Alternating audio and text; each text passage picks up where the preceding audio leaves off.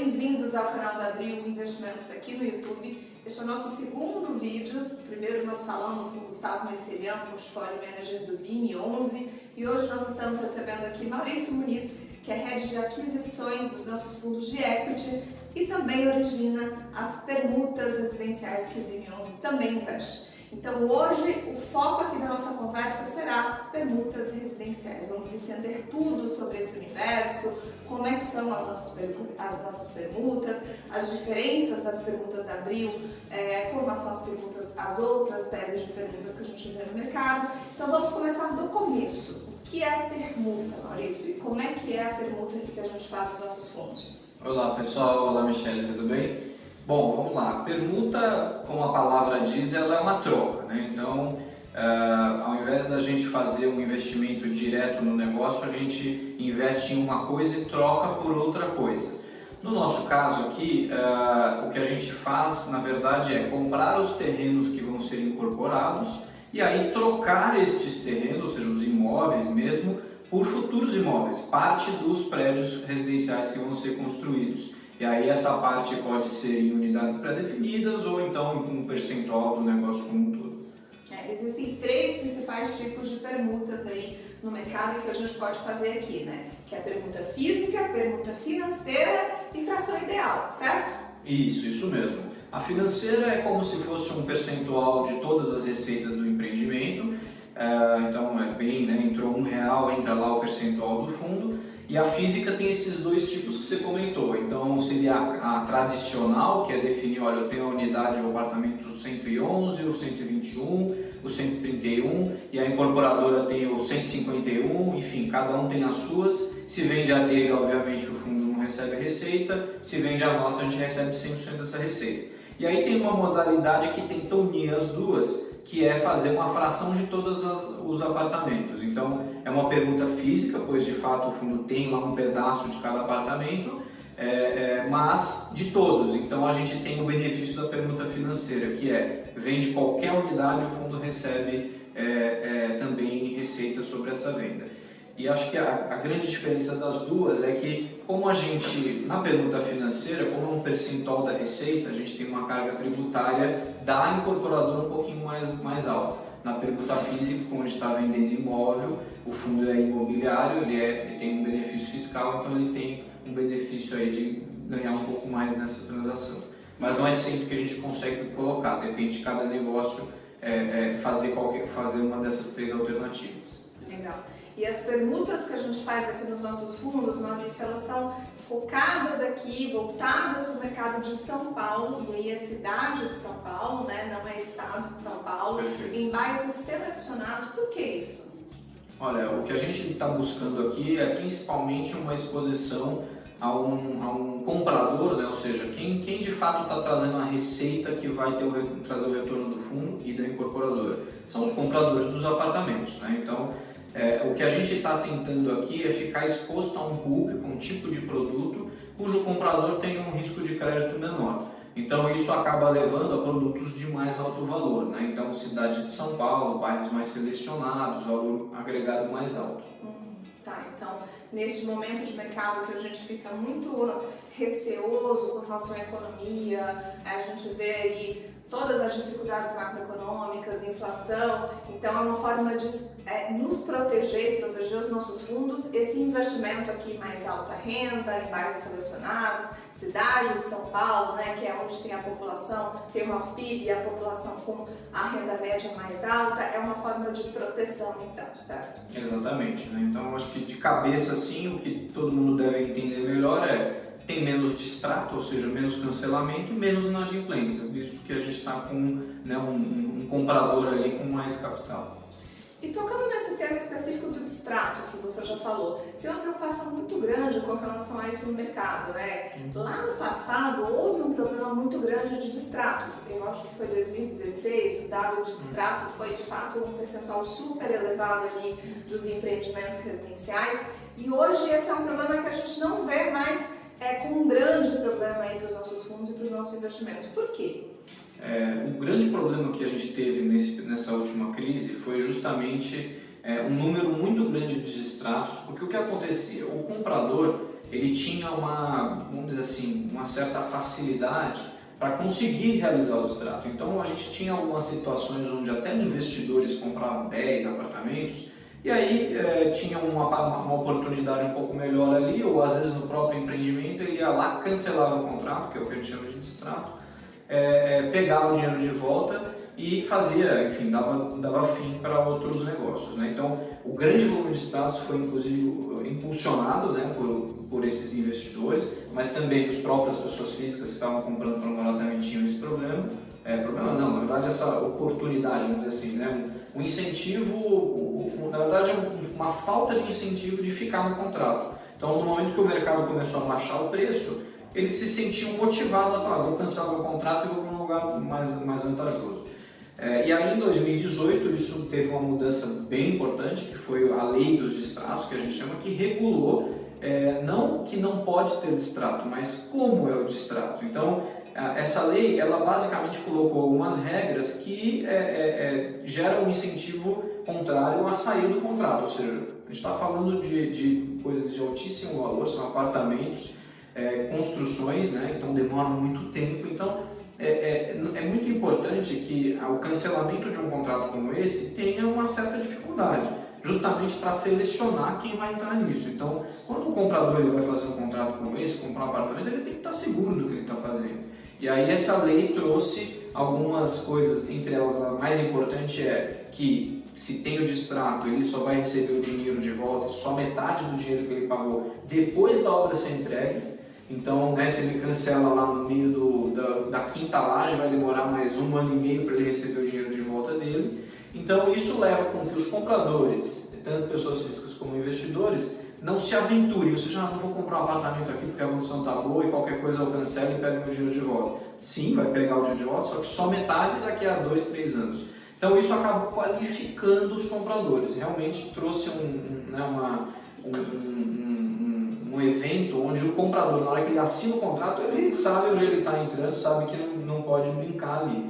Então acabou melhorando a qualidade dos contratos. Isso, por conseguinte, trouxe uma redução importante aí no nível de distrato e inadimplência. Exatamente, a gente vê esse número hoje super controlado, mesmo no momento atual que o mercado está um pouco mais difícil, está arrefecendo um pouco em termos de performance, e a gente vai falar já, a gente vê os números ali de distratos super controlados, o que é bom também para o incorporador, né? A gente sabe que a atividade de incorporação, construção, ela é uma atividade de capital intensiva, né? Então demanda muito capital de giro para ser construído um empreendimento imobiliário, né?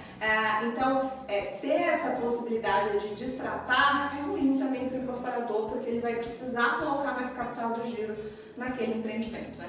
Vamos falar de performance? O que você está vendo aí de performance de mercado imobiliário? As vendas estão acontecendo? Como é que estão os estandes? Qual é a sua percepção desse mercado? Vamos lá. Basicamente, o que a gente está vivendo nesse momento é uma tentativa, em alguns casos, realmente um repasse da inflação, ou seja, os preços eles estão subindo. E é natural que quando isso aconteça, a venda, né, ou seja, a velocidade de venda diminui. Então, o que a gente está vendo nesse momento as vendas continuam, não estão com nenhum problema, tá? Assim, não tem ruptura, não tem falta de compradores, só que os compradores estão tomando um pouco mais de tempo para tomar essa decisão, justamente porque o preço subiu, né? Então, a gente teve inflação de custos de construção, de materiais de construção, e a demanda se manteve até que relativamente firme. Então, como no ano passado a gente teve muita oferta, ou seja, muitos prédios, muitos lançamentos, e a demanda respondeu, o preço subiu e agora, nesse ano, a gente está vendo então uma queda de velocidade de venda. A venda está acontecendo, só que num passo um pouquinho mais lento, mas como troca, vamos dizer assim, o preço está um pouco mais alto. Então a gente vê aí ainda um cenário relativamente saudável para isso.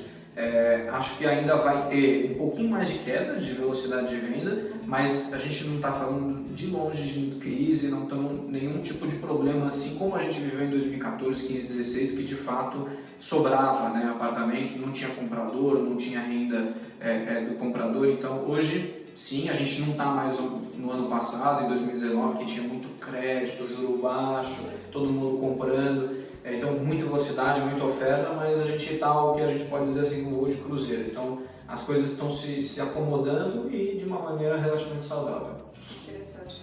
E falando especificamente sobre vendas, tem um indicador aqui que a gente acompanha de perto, até já postamos algumas vezes em nossas redes sociais, que é o VSO, Venda sobre Oferta, né? E quando a gente olha esse indicador historicamente, a gente vê que de fato, até 2021, vou pedir até para o nosso editor aqui colocar esse gráfico aí na tela para vocês, esse dado vem super confortável, ali num patamar super confortável até 2021. A gente teve momentos ali, como o próprio ano de 2016, que o VSO foi super baixo, então se levava muito tempo para vender o estoque que a gente tinha na cidade de São Paulo. Em 2021, eu tenho esse dado na cabeça, esse VSO estava média mensal, né, 10,1%, né? Então, significa que para vender todo o estoque que a gente tinha ali, a gente levava aproximadamente 10 meses, certo, Maurício? Então, de fato, é um dado que permanece saudável, não há nenhum indício de ruptura neste mercado. Maurício, falando agora especificamente sobre custo de construção, você tocou nesse ponto específico, né? E uma das principais vantagens da nossa pergunta aqui é que a gente não corre esse custo, não diretamente, né? Talvez indiretamente ali, mas a gente não corre diretamente esse custo. Você pode falar um pouco melhor sobre as vantagens das permutas que a gente investe aqui nos nossos fundos? Sim, claro.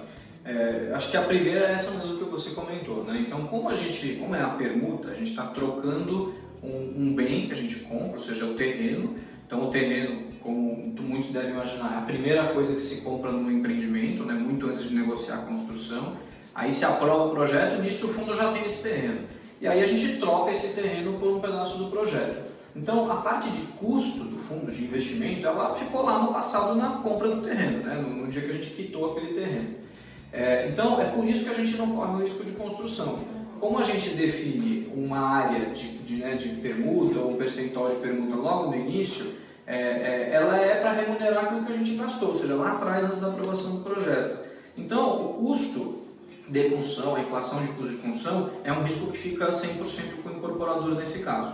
O que a gente acaba participando, e aí é ônus e bônus, né? Justamente o risco do mercado, claro, mas, como eu falei, ônus e bônus. Então, esse aumento de valor a gente está capturando. Então, a gente tem um benefício em relação a isso.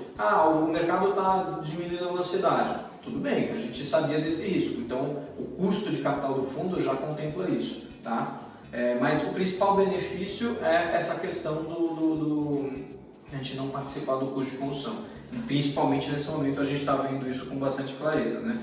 O nosso retorno está estável, porque a gente não tem inflação na nossa base de custos, e a nossa receita está subindo, porque a receita está sendo corrigida por inflação, né?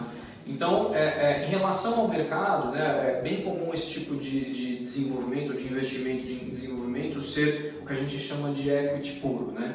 Que é investir na empresa incorporadora, ou seja, ficar sócio da empresa incorporadora, lá em algumas cotas da empresa, e aí você tem todos os aportes em todos os momentos do empreendimento, todas as receitas. Isso significa participar dos custos. Então, se tem inflação de custo, tudo bem, o terreno ficou lá para trás, a SPE comprou, né, a incorporadora comprou o terreno. Tudo bem, nessa parte não tem, que aqui a gente não tem. Mas lá na frente, na construção, vai ter. Então, esse equity às vezes pode ter um retorno maior, mas em momentos de instabilidade, de uma das composições de custos, como a gente está vendo agora, aí você tem uma redução de retorno. A nossa pergunta não tem esse risco, então a gente trava um pouco, vamos dizer assim, o negócio, né? A gente troca um por outro. Talvez se a gente vender muito bem, a gente tenha esse retorno, porque a pergunta participa, mas se o custo de construção ficar muito alto, a gente não tem um risco direto nesse ponto. Claro que o incorporador, a gente tem que ajudar o incorporador, tem um trabalho aqui que a gente faz, mas sem mexer no nosso retorno, né? A gente facilita de outras formas para eles. Perfeito, então é uma estrutura bem protegida, sem contar que não sendo sócio direto ali na SPE, né, na SPE da incorporação, a gente não tem subordinação a ninguém. Então nós viramos aqui como um fornecedor de terrenos, assim como o Gerdau fornece aço, outro tipo fornece cimento, enfim. Então, de fato, a gente recebe ali as receitas do empreendimento à medida que o incorporador vai vendendo junto com ele, né? Então, de fato assim uma estrutura super importante e super interessante. Então... Bem lembrado, eu esqueci de comentar isso, você falou muito bem. Quase todos os incorporadores tomam outras dívidas, outros empréstimos, principalmente com os bancos, para financiar essas obras. E a permuta não participa dessas dívidas também. Então é isso que a Michelle quer dizer com a gente não ficar subordinado a ninguém. De fato, a gente está entregando um insumo, né, uma matéria-prima que é o terreno, e recebendo o pagamento por isso. E agora, só para fechar, a última pergunta. No tocante ao BIM especificamente, os outros fundos são fundos pré-determinados, que só investem em permutas residenciais aqui em cidade de São Paulo, então são fundos por chamada de capital, captados via oferta para sortimento, para investidores profissionais, ali no primário, depois no secundário para qualificados. Então são fundos mais específicos, né? Que são esses fundos que você faz parte do time de gestão. No caso do BIM 11, que você também está lá no time de gestão e no comitê de investimentos desse fundo, tem uma preocupação dos investidores com relação à permuta ter essa parte de maior liquidez ali no início, tá? Como é que a gente faz no BIM especificamente para mitigar esse efeito daquele período em que o terreno foi comprado, que está para aprovar o projeto, mas ainda não foi lançado, ainda não está recebendo receitas? Muito boa pergunta. Basicamente o que a gente tem que fazer é uma espécie de mix, né, um blend. Então, de fato, o desenvolvimento tem um investimento no início, demora para a gente começar a ter receita. Basicamente tem que aprovar o projeto, tem que lançar o projeto, começar a ter as receitas. Então, de fato, tem realmente um descasamento temporal grande em relação ao momento que o fundo entra para o momento que ele recebe começa a receber, né, os proventos. Então, no BIM, a gente tem que mês a mês, aliás, mais do que mês a mês, acho que é semana a semana, realizar um equilíbrio de todos os investimentos, né, todas as posições que o fundo tem, justamente para que os proventos desses né, das coisas mais líquidas, por exemplo, papéis de mercado, cotas de outros fundos, CRIs aí, high grade, high yield que a gente tem no portfólio, eles compensem esse período de liquidez da permuta. E como que a gente consegue fazer isso? Como a gente tem outros 3 fundos aqui que são de fato o veículo principal para essas permutas, a gente seleciona um percentual que o BIM pode entrar em cada um desses negócios. Então, tem um ali que naquele momento, devido aos proventos que a gente está recebendo naquele mês, a gente co-investe em 2% da permuta. Então, o fundo de permuta principal, né, que é o BRIM 11, ou o BRIP 11, ou agora o BIPED 11, ele tem lá, por exemplo, 98% do investimento e a gente calcula um número de fato calculado, que nesse caso 2%, para o BIM não ter um problema de liquidez em relação a eles. E aí, de fato, isso é um trabalho que exige, né, o fundo ali agora vai fazer um ano, a gente desenvolveu, né, o desenho desse fundo durante muito mais tempo que isso. E o que acontece é o seguinte, a gente está agora criando como se fossem várias sementinhas, então uma permuta a gente comprou lá em dezembro, outra permuta em janeiro, outra permuta, e cada uma delas tem a sua curvinha. Vai chegar um momento que todas essas permutas, a gente nunca vai parar de fazer isso, então todas essas permutas vão começar a entregar receita, de modo que esse período de liquidez da permuta, ele está agora, né, vamos dizer assim, prejudicando um pouco o rendimento do BIM, então no primeiro ano e pouquinho, mas depois que a gente passar essa arrebentação, nunca mais a gente vai ter esse problema. Então a ideia é que a todas as permutas, da primeira até a última, que a gente vai continuar investindo, vai começar a entregar consistentemente retornos muito altos. E aí o mix, né, aquela parte que estava segurando a parte líquida da permuta, obviamente vai continuar entregando e a permuta também vai entregar. Então a gente vai ter, no geral, na média do fundo, um retorno maior. Excelente. Muito bom, espero que tenha sido super esclarecedor aí para vocês. Para mim foi ótimo o papo. Maurício, muito obrigado. Volte sempre. E vocês também, muito obrigada aqui por acompanhar o nosso canal. Sigam as nossas redes sociais e mandem também os próximos temas que vocês querem ver aqui no canal. Obrigada, Maurício. Obrigado, pessoal. Obrigado, Michelle.